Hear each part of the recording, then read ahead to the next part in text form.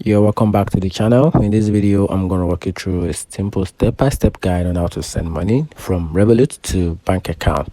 So watch the video to the very end so you don't make any mistakes, and also hit the subscribe button because it actually helps me out. So to get started with the simple step-by-step guide on how to send money from Revolut to bank account.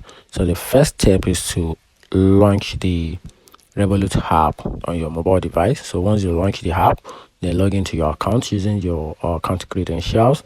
Then once that is done, then next step is to navigate to transfer. So to do this, you have to look for the section labeled transfers or payment.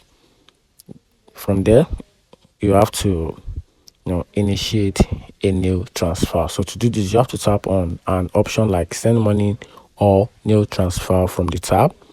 Then from there, you have to add a recipient details.